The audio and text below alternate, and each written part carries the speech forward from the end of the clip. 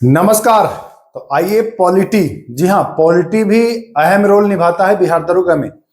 आपको ये जानकारी होनी चाहिए कि बिहार दरोगा में जो पॉलिटी से प्रश्न पूछे जाते हैं वो लगभग 10 से 12 सवाल पॉलिटी से पूछा जाएगा। पॉलिटी यानी कि संविधान जिसको आप कह सकते हैं। तो पॉलिटी से आपको 12 सवाल, लगभग 10 से 12 प्रश्न पूछे जाएंगे। 10 से 12 प्रश्न पूछे जाएंगे। अगर आप अच्छे से विधिवत पढ़ लेते हैं तो ये 10 से 12 में आप 10-12 कर लेंगे, छूटेगा नहीं। इतना कॉन्सेप्ट आपको मैं क्लियर करा दूंगा कि इसमें से कोई एक प्रश्न भी छूटने की संभावना नहीं रहेगी। बहुत अच्छे से, चाहे वो संविधान संशोधन की मैं बात कर लूं, चाहे अनुच्छेद की बात कर लूं, चाहे भाग की बात कर लूं, चाहे अनुसूचियों की बात कर लूं, सब मैं करा दूंगा। आइए, इससे पहले भी हमने कई टॉपिक कराए हैं। तो आज का जो टॉपिक है वो टॉपिक है राज्यपाल। क्योंकि देखिए, बिहार दरोगा में राज्यपाल से प्रश्न पूछता है। राज्यपाल ही नहीं, राज्यों से संबंधित जैसे राज्य विधानमंडल, मुख्यमंत्री, इन सब से सवाल पूछता है। तो राज्य वाला पर फोकस आपको करना है। केंद्र वाला पर तो करते ही हैं, राज्य वाला पर थोड़ा विशेष फोकस करिएगा, यहां से प्रश्न आता है। तो आ जाइए, हम आ जाते हैं, शुरू करते हैं। पहला प्रश्न देखिए, राज्य सरकार का वर्णन भारतीय संविधान के किस भाग में किया गया है? अच्छा, भाग पूछ रहा है तो राज्य सरकार जो है यह भाग आपको 6 में मिल जाता है ना। 6 में मिल जाता है। अनुच्छेद 152 से 237 के बीच मिल जाएगा, यहां तक मिल जाता है राज्य सरकार। भाग कितना है? तो भाग 6 है। तो ध्यान रखिएगा, पहला सवाल तो यही बन गया कि राज्यों के बारे में या राज्य सरकार के बारे में। तो चलिए, दूसरा प्रश्न है, राज्य की कार्यपालिका में निम्नलिखित में से कौन शामिल नहीं होता है? कौन शामिल नहीं होता है राज्य की कार्यपालिका में? तो ध्यान दीजिए, राज्य की कार्यपालिका में राज्यपाल शामिल होते हैं। कौन शामिल होते हैं? राज्यपाल शामिल होते हैं राज्य की कार्यपालिका में। आपसे पूछ रहा है कि कौन शामिल नहीं होता है, तो गलत मत करिएगा, कहीं मार मत दीजिएगा तुरंत कि भैया राज्यपाल नहीं। शामिल राज्यपाल होता है, मुख्यमंत्री भी शामिल होता है, मुख्यमंत्री भी शामिल होता है, राज्यों का मंत्रिपरिषद भी शामिल होता है। महान्यायवादी नहीं शामिल होता है, महान्यायवादी नहीं शामिल होता है। महान्यायवादी की जगह कौन शामिल होता है? महाधिवक्ता। तो जो आपका सही आंसर हो जाएगा वो कौन हो जाएगा? वो हो जाएगा महान्यायवादी। महान्यायवादी शामिल नहीं होता है, महाधिवक्ता शामिल होता है। तो ये ध्यान रखना है आपको, महान्यायवादी शामिल नहीं होगा। यह संघ की कार्यपालिका में शामिल होता है महान्यायवादी। ध्यान रखिएगा, यह प्रश्न पूछा जा सकता है, बहुत इंपॉर्टेंट है ये सवाल। दूसरा सवाल को आप स्टार लगा लीजिए या तो रट लीजिए। आते हैं हम तीसरे सवाल पर। देखिए तीसरा सवाल क्या कह रहा है, आइए। राज्य का संवैधानिक मुखिया, संवैधानिक मुखिया की अगर बात करें तो संवैधानिक मुखिया जो होगा वह होगा राज्यपाल। राज्य का संवैधानिक मुखिया राज्यपाल होगा। अगला प्रश्न देखिए क्या कह रहा है, अगला सवाल। अगला सवाल देखिए यहां पर है, एक या एक से अधिक राज्यों के लिए एक ही राज्यपाल की व्यवस्था किस संविधान संशोधन से की गई? जैसे एक राज्य हो या 2 राज्यों का राज्यपाल, देखते हैं कि एक ही आदमी को बना दिया जाता है। तो पहले ऐसा नहीं था, पहले यह सिस्टम नहीं था। 7वां संविधान संशोधन हुआ वर्ष 1956 में। 7वां संविधान संशोधन कब हुआ? तो वर्ष 1956 में हुआ। और यह प्रावधान कर दिया गया कि चलो एक से अधिक राज्य में भी आप काम कर सकते हैं। तो वो हो गया 7वां संविधान संशोधन। और ये महत्वपूर्ण है, यहां से प्रश्न पूछा जा सकता है, इंपॉर्टेंट है, ध्यान रखिएगा। आगे और भी क्वेश्चन इंपॉर्टेंट आने वाले हैं। आइए, कैसे ये कर दिए हो भाई? चलिए, राज्यपाल का चयन कैसे किया जाता है? पूछ रहा है राज्यपाल का चयन कैसे किया जाता है। देखिए कैसे किया जाएगा राज्यपाल का चयन भाई। विकल्प 4 आपके सामने आ गए। राष्ट्रपति के हस्ताक्षर नियुक्ति पत्र के द्वारा, सीधे जनता के द्वारा, अप्रत्यक्ष निर्वाचन के द्वारा या संसद के द्वारा। तो राष्ट्रपति एक अपना आज्ञा पत्र जिस पर राष्ट्रपति का मुहर लगा होता है उसी के द्वारा चुना जाता है। एक तरह से केंद्र के द्वारा उसको मनोनीत किया जाता है। हम कहें दूसरे भाषा में अगर कहें तो कहेंगे कि केंद्र के द्वारा इसका मनोनयन होता है। केंद्र के द्वारा होता है ये मनोनयन, इसका हो जाता है किसका? राज्यपाल का। केंद्र के द्वारा मनोनयन है ना। और राष्ट्रपति बस एक मुहर लगा के लेटर दे देंगे तो बस वो बन जाएगा। जनता नहीं चुनती है राज्यपाल को, निर्वाचन भी नहीं होता है, संसद का रोल नहीं होता है। संसद चूंकि राज्यसभा भी आता है तो इसका रोल नहीं होता है। राष्ट्रपति के हस्ताक्षर युक्त नियुक्ति पत्र या मुहर लगा हुआ उससे चुना जाता है इसको। आइए, ये भी प्रश्न बढ़िया है, पूछ सकता है राज्यपाल बनने की न्यूनतम आयु कितनी होनी चाहिए? अगर आता है तो ठीक है, नहीं आता है तो आप जानते ही होंगे, जानते हैं ना? हाँ जानते हैं, 35 वर्ष होता है, 30 नहीं होता है। जानते तो होंगे ही आप, 35 होता है भाई, ध्यान रखिएगा, 30 नहीं होगा।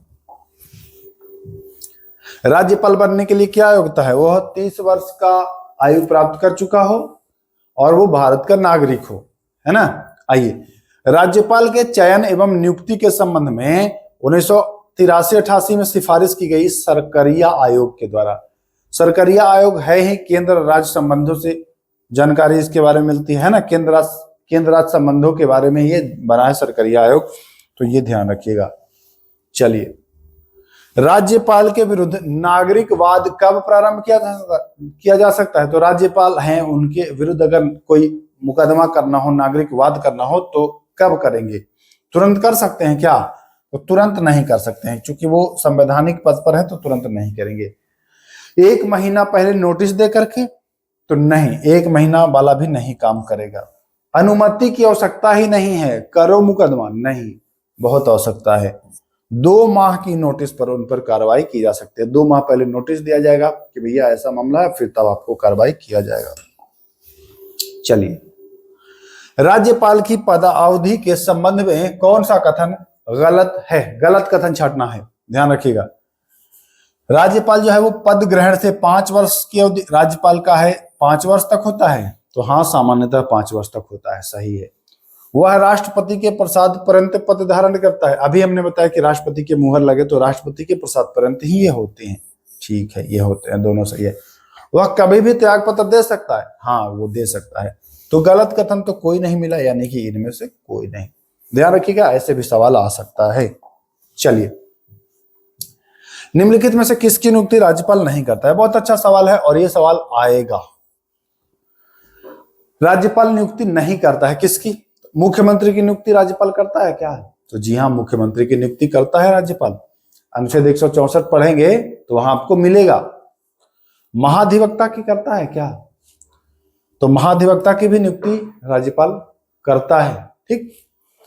राज्य निर्वाचन आयुक्त की और उच्च न्यायालय के न्यायाधीश की, तो उच्च न्यायालय के जो मतलब हाई कोर्ट के जो न्यायाधीश हैं, इनकी नियुक्ति राष्ट्रपति करते हैं। राष्ट्रपति सुप्रीम कोर्ट के न्यायाधीश मुख्य न्यायाधीश से सलाह लेंगे और हाई कोर्ट, जिस हाई कोर्ट में नियुक्त करना है वहां के मुख्य न्यायाधीश से सलाह लेंगे, साथ ही साथ गवर्नर से भी, राज्यपाल से भी वहां की सलाह लेंगे। तीनों से सलाह लेकर राष्ट्रपति करते हैं। तो नियुक्ति नहीं किसकी करता है? तो उच्च न्यायालय कर। राज्य निर्वाचन आयुक्त की नियुक्ति राज्यपाल ही करता है। अच्छा ये बताइए, राज्य निर्वाचन आयोग किस अनुच्छेद में है, जानते हैं आप? तो राज्य निर्वाचन आयोग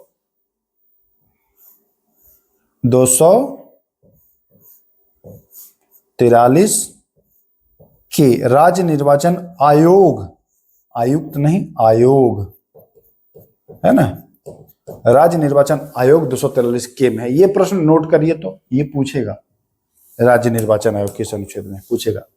खाली निर्वाचन है तो 324 जानवे करते हैं राज्य निर्वाचन। आइए, राज्य लोक सेवा आयोग के अध्यक्ष को पद से कौन हटा सकता है? ध्यान दीजिएगा, राज्य लोक सेवा आयोग की बात की जा रही है। तो राज्य लोक सेवा आयोग किस अनुच्छेद में है? तो अनुच्छेद 315 में, आप जानते ही होंगे। राज्य लोक सेवा आयोग के अध्यक्ष और सदस्य को नियुक्त कौन करता है? तो नियुक्त करने की बात करें तो नियुक्त करते हैं राज्यपाल। नियुक्त कौन करता है? राज्यपाल। अब भाई जाहिर सी बात है कि नियुक्त राज्यपाल करेंगे तो हटाएंगे कौन? नहीं नहीं नहीं, राज्यपाल नहीं हटाते हैं। इसीलिए इस प्रश्न को पूछा जाएगा। राज्य लगा देगा और आप राज्यपाल मार के निकल जाइएगा, लेकिन आप क्या कर दीजिएगा? गलत कर दीजिएगा। राष्ट्रपति उसको हटा सकते हैं। नियुक्त भले ही कर दे राज्यपाल, हटाने का पावर नहीं है, हटा नहीं सकते हैं आप। आइए, मुख्यमंत्री की नियुक्ति राज्यपाल की किस शक्ति के अंतर्गत है? तो मुख्यमंत्री की नियुक्ति इसकी ये कार्यकारी शक्ति है, विधायी शक्ति नहीं है। ये फंसाएगा एग्जाम में, विधायी शक्ति नहीं है, ये कार्यकारी शक्ति है, विधायी शक्ति ये नहीं है। ठीक, कार्यकारी शक्ति है, ध्यान रखिएगा। आइए, राज्य विधानसभा के सत्र को आहूत करना, सत्रावसान करना और विघटन करना। 174 अनुच्छेद में इस बात को आप पढ़ लेंगे, 174 में पढ़ लेंगे इसको। और ये विघटन करेगा, बुलाएगा, हटाएगा, ये कौन करेगा? तो ये राज्यपाल के द्वारा किया जाता है। 174 अनुच्छेद में ऐसा वर्णन किया गया है। आइए, राज्य विधान परिषद में राज्यपाल कितने सदस्यों को नामित कर सकता है? राज्यपाल नामित करते हैं, ये पता ही है आपको। तो विधान परिषद में, विधानसभा में तो पहले एक लोगों को नामित करते थे, लेकिन 104वां संविधान संशोधन आया और इससे नामित करने वाला हटा दिया। लेकिन विधान परिषद में नामित करते हैं और अभी भी 1/6 सदस्यों को नामित करते हैं। 1/12 को कौन नामित करता है? तो नगर निकाय, 1/12 को नगर निकाय के द्वारा, और 1/12 को स्नातक किए हुए व्यक्ति जो 3 वर्ष स्नातक कर लिए हैं और माध्यमिक स्तर से ऊपर के शिक्षक 1/12 को करते हैं। राज्यपाल 1/6 को करते हैं। 1/3 को कौन करेगा? 2 बार 1/3 को भी किया जाता है, तो ये ध्यान रखिएगा। बाकी डिटेल में हम जब पढ़ेंगे तो वहां बताएंगे, कम समय में आपको जानकारी देना है ना। आइए, विधानसभा में एंग्लो इंडियन समुदाय के सदस्यों को नामित करने की व्यवस्था किस संशोधन समाप्त हुआ? तो बता दिया, 104वां संविधान संशोधन है ना, 2019 में समाप्त हो गया है ना, बता ही दिया। यदि कोई विधेयक राज्यपाल के पास बिना परिवर्तन के भेजा जाए, जैसे एक बार भेजा गया, फिर राज्यपाल लौटा दिया पुनर्विचार के लिए, फिर हम वही भेज दिए, तब राज्यपाल क्या करेगा? स्वीकृति देगा? देखता हूं, पुनर्विचार है तो फिर लौटा देगा, राष्ट्रपति के लिए सुरक्षित रखेगा। ध्यान दीजिए, एक बार पुनर्विचार हो जाने के बाद दोबारा पुनर्विचार नहीं हो सकता है, ये नहीं होगा। बाकी स्वीकृति दे सकता है या राष्ट्रपति के लिए सुरक्षित रख सकता है अनुच्छेद 200 के तहत। तो ए और सी दोनों हो जाएगा, ध्यान रखिएगा। क्या होगा? ए और सी। चलिए आइए अगला प्रश्न। हाँ, तो राष्ट्रपति के लिए रखता है, मैं बता ही दिया कि 200 के तहत।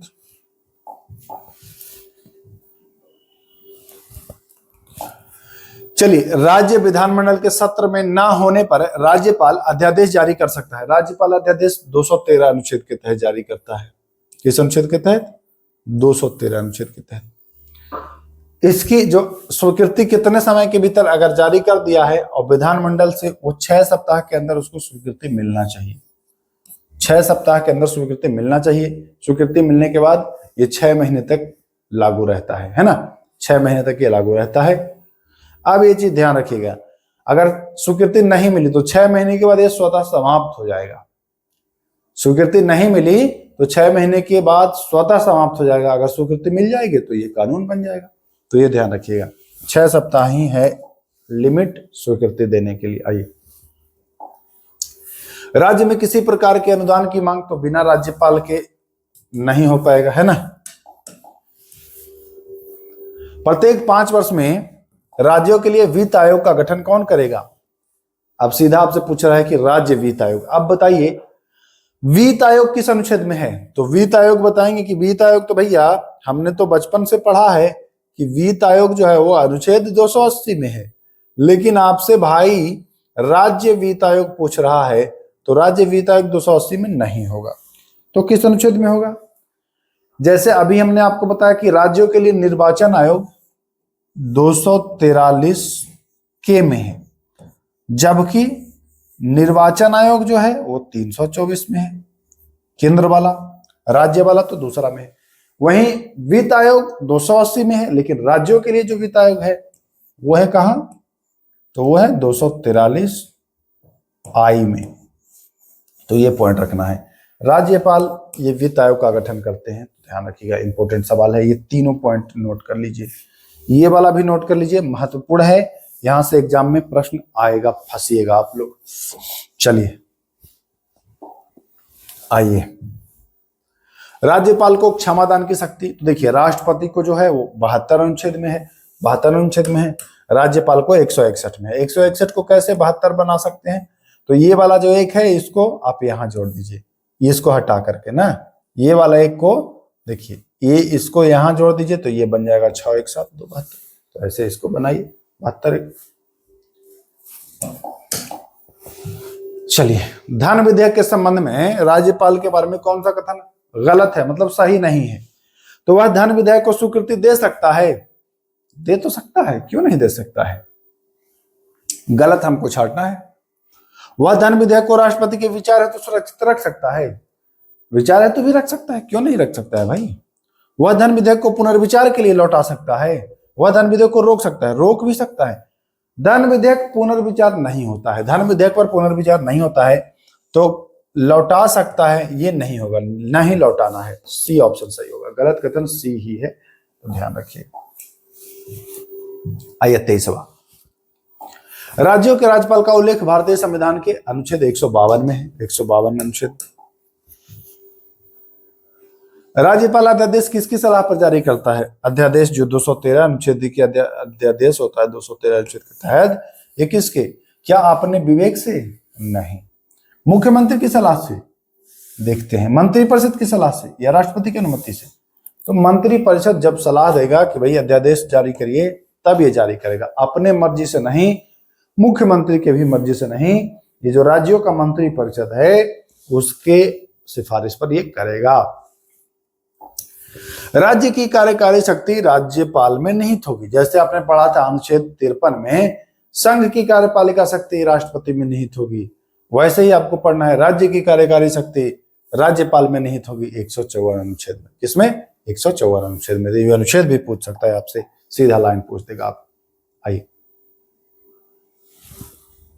चलिए, राज्यपाल को मंत्रिपरिषद की सलाह देने के लिए प्रावधान, राज्यपाल को भाई सलाह की जरूरत है, जैसे अभी देखा आपने अध्यादेश जारी करने के लिए तो सलाह लिया मंत्रिपरिषद से, तो ये सलाह लेने की आवश्यकता 163 अनुच्छेद में बताया गया है कि ये आप सलाह लेंगे मंत्रिपरिषद से, यानी कि राज्य मंत्रिपरिषद का उल्लेख 163 अनुच्छेद में आपको मिल जाएगा। चलिए,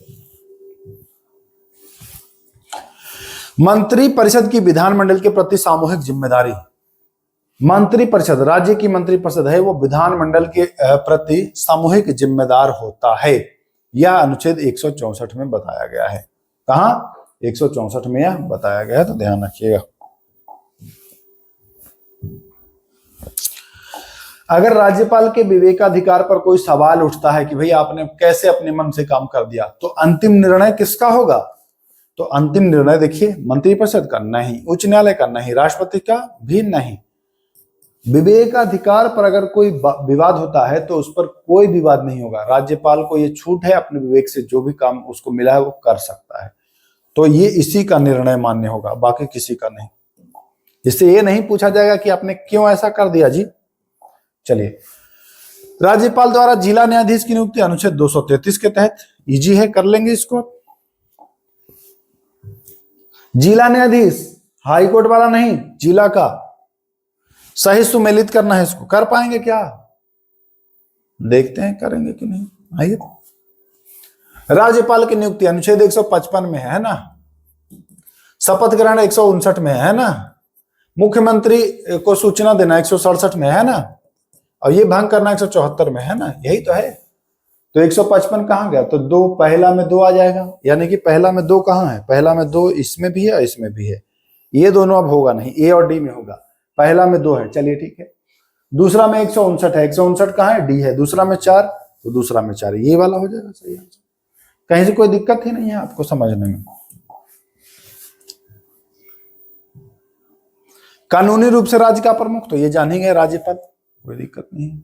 आइए, इन कथनों पर विचार करना है, करेंगे। एक राज्यपाल निम्न में से किन किन की नियुक्ति का अधिकार रखता है, अब आप जानते हैं उच्च न्यायालय के न्यायाधीश का नहीं रखता है, उच्च न्यायालय के न्यायाधीश को राष्ट्रपति नियुक्त करता है, तो एक वाला काट दीजिए, एक वाला काट दीजिए, अब बचा 2 एवं 3, 2 एवं 3 एवं 4, तो चौथा देख लेते हैं जो एक्स्ट्रा है इसमें। महाधिवक्ता की नियुक्ति करेगा, तो बिल्कुल करता है, वित्त आयोग की करता है, लोकसेवा की करता है, यानी कि सी ऑप्शन सही हो जाएगा। आसान तरीके से इसको भी आपने कर लिया। आइए,